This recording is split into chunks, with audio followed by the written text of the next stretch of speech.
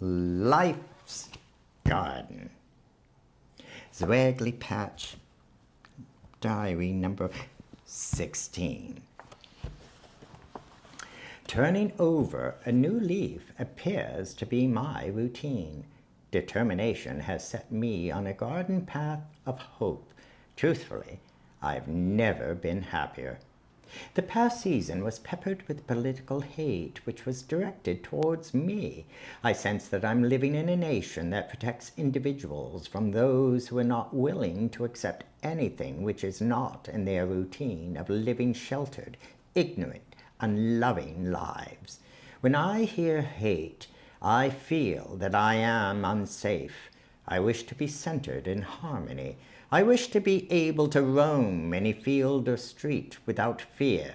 This freedom is within reach if we trust our president.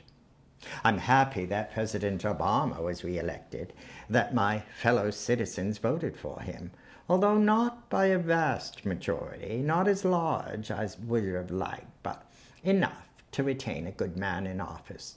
For those who did not vote for him, I have no respect. Enough. I did not wish to begin these pages with fear, for each leaf in this book grows on my tree of happiness, which stands proudly within my personal garden. My personal garden is one I share with Renee. He and I nurture many seeds which have germinated. We are tending many perennials and annuals and forests. In fact, together, we see our lives as a garden. Each day grows a new leaf to protect us from all the differing elements which occur in our lives. We have a life in which we have beauty and friendship. The friends we have continue to grow with us. 2 friends from Wales begin this book by visiting us in our Zwerglipatch cottage and gardens. In fact, they are more than friends.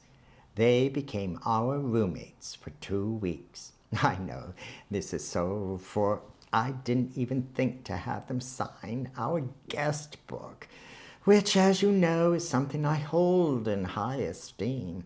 When they return, I will not forget to ask for their autographs. Each friend is a tree in our dense forest.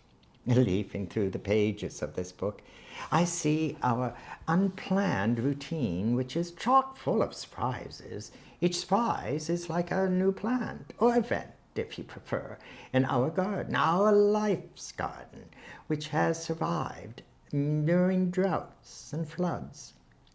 Patience, communication, and love are the droughts and floods to which I refer. They are the essential essence to assure happiness. They are the manure with which we can fertilize our garden to grow our strength and plans on our way to acceptance. They guide us on our garden paths. It is reassuring and to be surrounded by hope and friends, all of whom are invited to browse with us among all that there is to freely see and enjoy in our life's garden. Because the very first entry is a bunny entry. Scribed in Zwerglipatch, October 1st, 2012, 10:54 p.m. Eastern Daylight Time. And for this, Renee wanted me to scribble a picture of 2 bunnies. And this is what I came up with.